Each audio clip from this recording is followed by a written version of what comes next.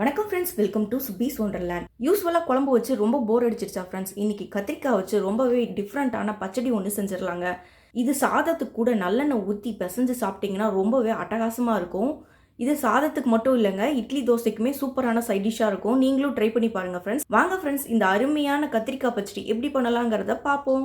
இப்போ ஒரு பேனை ஹீட் பண்ணியிருக்கேன். இதில் 1 டேபிள் ஸ்பூன் அளவுக்கு எண்ணெய் ஆட் பண்ணிக்கிறேன். இதில் 1 டீஸ்பூன் அளவுக்கு சீரகம் ஆட் பண்ணிக்கிறேன். 4 பல் பூண்டு ஆட் பண்ணிக்கிறேன். ஒரு 10 வரமிளகாய் ஆட் பண்ணிக்கிறேன். இது எல்லாத்தையும் நல்லா ஃப்ரை பண்ணிக்கலாம். இப்போ இது நல்லா வறுபட்டுருச்சு. இப்போ நம்ம ஃப்ளேம் ஆஃப் பண்ணிக்கலாம். இப்போ இதை நல்லா ஆற வச்சு மிக்சியில் பவுட்ரு பண்ணி எடுத்துகிட்டு வந்துக்குவோம். இப்போ ஒரு லெமன் சைஸ் புளி எடுத்துகிட்டு வந்திருக்கேன். இதை சுடுதண்ணியில் நல்லா ஊற வச்சுருக்கேன். இது தனியாக இருக்கட்டும். ஒரு 1/4 கிலோ போல் கத்திரிக்காய் எடுத்துகிட்டு வந்திருக்கேன். இதை நீல வாக்கில் கட் பண்ணிக்கலாம். இப்போ இங்கே இருக்கிற எல்லா கத்திரிக்காயையும் இந்த மாதிரி நீல வாக்கில் சின்ன சின்னதாக கட் பண்ணி எடுத்துகிட்டு வந்துக்குவோம்.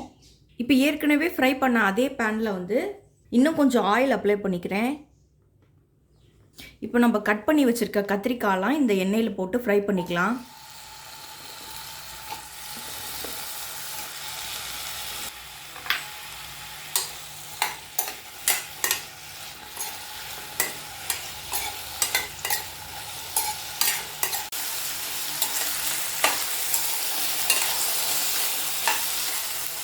இந்த கத்திரிக்காய் எண்ணெயிலே நல்லா வதங்கி வரணும்.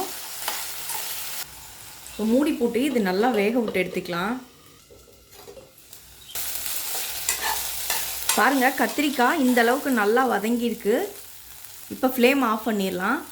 இப்போ நம்ம ஃப்ரை பண்ண கத்திரிக்காவெல்லாம் ஒரு பவுலில் ஆட் பண்ணியிருக்கேன். இப்போ இதை நல்லா மசிச்சு விட்டுக்கலாம். உங்கள்கிட்ட மத்து இருந்துச்சுன்னா மத்து வச்சும் கூட மசிச்சு எடுத்துக்கோங்க. இல்லாட்டி உங்களால் எவ்வளோ தூரம் கையிலேயே நல்லா மசிக்க முடியுமோ அந்த அளவுக்கு நல்லா மசிச்சுக்கோங்க. இது லைட்டாக மசியும் போதே நம்ம பொடி பண்ணி வச்சுருந்தோம் பார்த்தீங்களா, வரமிளகா, சீரகம், பூண்டெல்லாம் போட்டு அதை ஆட் பண்ணிக்கிறேன். இதிலே தேவையான அளவு உப்பையும் ஆட் பண்ணிக்கிறேன்.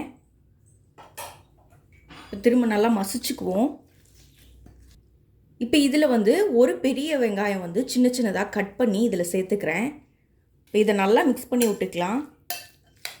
உங்களுக்கு இந்த வெங்காயம் பச்சையை ஆட் பண்ண பிடிக்கலனா நீங்கள் ஃப்ரை பண்ணி கூட ஆட் பண்ணிக்கலாம். ஆனால் பச்சையை ஆட் பண்ணால் ரொம்ப நல்லா டேஸ்ட்டாக இருக்கும்.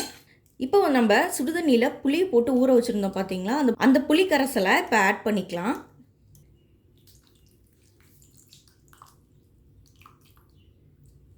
இப்போ இந்த புளி கரைசலோடு சேர்ந்து திரும்பவும் மேஷ் பண்ணி விட்டுக்குவோம். இப்போ சூப்பராக மசிச்சு எடுத்தாச்சு.